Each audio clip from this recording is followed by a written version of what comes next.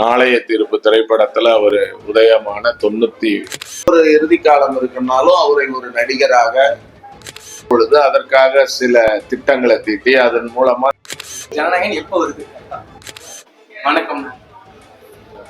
ஒண்ணு இல்லைன்னா உங்களோட இத்தனை ஆண்டுகள் ரசிகரா இருக்கீங்க, ஒரு மாவட்ட ரீதியாக மாவட்ட தலைவர், உங்களோட பயணங்களை பற்றி சொல்லுங்க.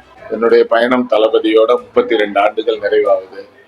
நாளைய தீர்ப்பு திரைப்படத்துல அவரு உதயமான 92வது ஆண்டு இறுதியில அவரு திரையுலகத்துக்கு வந்தாரு. நான் 93ஆம் ஆண்டுல அவருடைய திரைப்படங்களை பார்த்துட்டு ஒரு ரசிகராக நான் அவரை போய் சந்திச்சேன்.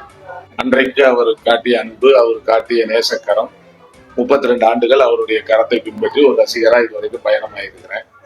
அந்த ரசிகர் மன்றம் எப்படி ரசிகர் மன்றம், நற்பணி மன்றம், நற்பணி இயக்கம், அதுக்கப்புறம் மக்கள் இயக்கம் இப்படி வரும் பொழுது அதற்காக சில திட்டங்களை தீட்டி அதன் மூலமா அந்த மக்களுக்கு ஏதாவது செய்யணும் அப்படின்றத சொன்னாரு.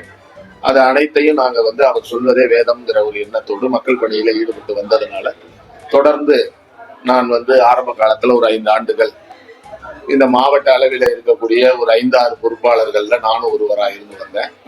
கடந்த 25 ஆண்டுகளாக இந்த மாவட்டத்தினுடைய தலைமை பொறுப்பை ஏற்கக்கூடிய வாய்ப்பை எனக்கு கொடுத்தாங்க. தொடர்ந்து 25 ஆண்டுகள் நான் இந்த ரசிகர் நற்பணி மன்றம், மாவட்ட நற்பணி இயக்கம், மக்கள் இயக்கம் வரையிலும் ஒருங்கிணைந்த தஞ்சை மாவட்டத்தினுடைய பொறுப்பாளராக இருந்து செயலாற்றி இருக்கிறேன்.